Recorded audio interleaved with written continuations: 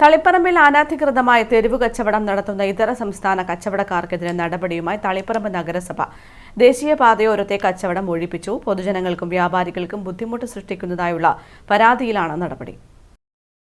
തളിപ്പറമ്പ് നഗരത്തിൽ ക്രിസ്മസ് വിപണി പ്രതീക്ഷിച്ച് നിരവധി ഇതര സംസ്ഥാന കച്ചവടക്കാരാണ് തെരുവുകളിൽ വിപണനം നടത്തുന്നത്. സാന്താക്ലോസ് മുഖംമൂടിയും തൊപ്പിയും ബലൂണുമൊക്കെ വിൽപ്പന നടത്താനായി തളിപ്പറമ്പിലെത്തിയ ഇതര സംസ്ഥാന കച്ചവടക്കാരുടെ കുട്ടികൾ നഗരത്തിലെ വ്യാപാര സ്ഥാപനങ്ങളിൽ കയറിയിറങ്ങി പ്രശ്നങ്ങൾ ഉണ്ടാക്കുന്നതായി വ്യാപക പരാതി ഉയർന്നിരുന്നു. വാഹനങ്ങൾ കടന്നുപോകുമ്പോൾ പോലും ശ്രദ്ധയില്ലാതെ അപകടകരമായ രീതിയിലാണ് ഇവർ റോഡ് മുറിച്ചു കടക്കുന്നതും. ഇതേ തുടർന്നാണ് വ്യാപാരികൾ നഗരസഭാ അധികൃതർക്ക് പരാതി നൽകിയത്. ഇതേ തുടർന്ന് തിങ്കളാഴ്ച രാവിലെ ദേശീയപാതയിലെ ഇതര സംസ്ഥാന തൊഴിലാളികളുടെ കച്ചവട സാധനങ്ങൾ നഗരസഭാ അധികൃതർ നീക്കം ചെയ്തു. നഗരസഭാ അധികൃതർ കച്ചവട സാധനങ്ങൾ നീക്കം ചെയ്യാനെത്തിയപ്പോൾ കുട്ടികളെ ഉപയോഗിച്ച് ശക്തമായി എതിർക്കുകയും സാധനങ്ങൾ നീക്കാൻ വിസമ്മതിക്കുകയും ചെയ്തു.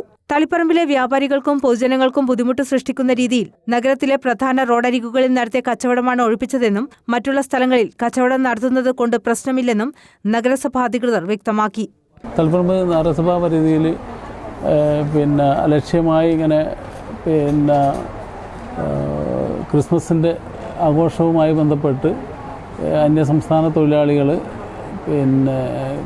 ക്രിസ്മസുമായി ബന്ധപ്പെട്ട സാധനങ്ങൾ ക്രിസ്മസ് അപ്പൂപ്പൻ അങ്ങനെയുള്ള സാധനങ്ങളൊക്കെ റോഡ് സൈഡിൽ വളരെ അപകടമായ രീതിയിൽ കച്ചവടം ചെയ്യുന്നത് വ്യാപാരികളും അതുപോലെ തന്നെ നാട്ടുകാരുടെയും വ്യാപകമായ പരാതിയെ തുടർന്നാണ് ഇന്ന് നീക്കം ചെയ്തിട്ടുള്ളത്. അവരെ ടൗൺ വിട്ട് പോകാനാണ് പറഞ്ഞിട്ടുള്ളത്.